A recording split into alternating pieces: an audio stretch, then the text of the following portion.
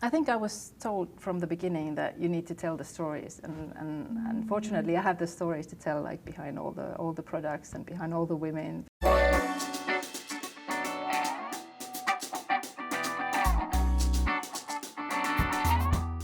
Well, I established Mamaa Trade 3 years ago when I moved to Canada, and it's a social enterprise that works with women's cooperatives in Africa and Asia. Like I work with women in Ghana, Uganda, Afghanistan, and then some Syrian refugees in Turkey.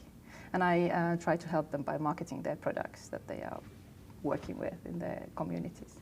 And are you placing their work in stores, or do you have an online store? How does the company, how does the business work? I have an online store. I market the products myself, but then I also retail, like sell wholesale to retail shops. What was the most important thing you've learned through these 3 years of growing Mamaa Trade?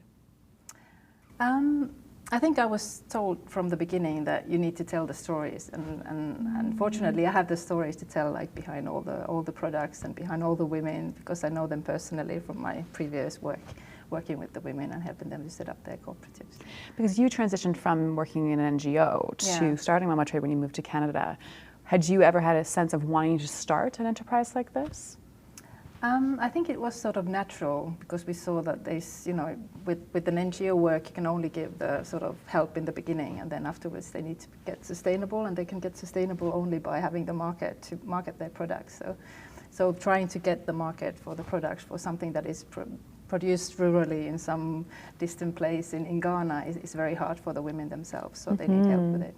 And have you traveled to visit the women who are creating these works? Sure, I lived in Ghana for 2 years previously, and I sort of visited Ghana every second year at least. And I've been to almost all the other places except Afghanistan, because the situation in Afghanistan is, of course, I know that you brought some of your items with you today. Would you like to show us maybe one or two of the items? These are some of the baskets that the women are making in northern Ghana. And they're making them from elephant grass, which is a local grass that grows in Ghana, and it's very durable, nice. And the nice part of being like working with them is that we can design new baskets, new colors and designs together. What have been some challenges of building Mamaa Trade, and then how have those influenced the company, or what have you done to kind of sustain yourself through those challenges?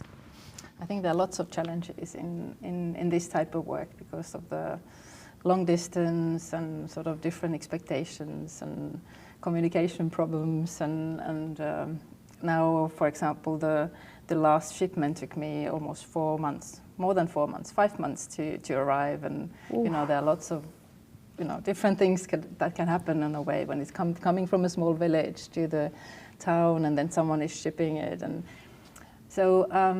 There are many times when I've been sort of thinking, like, why did I start doing this? But it's actually, I think all of those are sort of learning experiences that we can cherish as learning experiences and try to get over it. And I think my problem is that many times I sort of overestimate my resources and time, and sort of be too optimistic about starting new things. So that's something that I had to learn the hard way.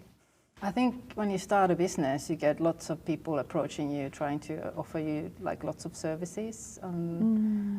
But I think it's good to start doing things yourself, like your own accounting, your own taxes by yourself, learn it yourself, so that you know how those things work, not to give it to someone else. And in the beginning, you don't have the money anyway to hire things to do, to do those things for yourself. So I think it's good to, at least in the beginning, do all the things that are needed by yourself.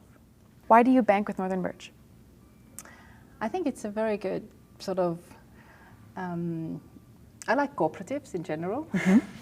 So, and I think I like it because it's so friendly and easy. I think everyone is really trying to serve you and trying to get you, trying to help you in doing your business.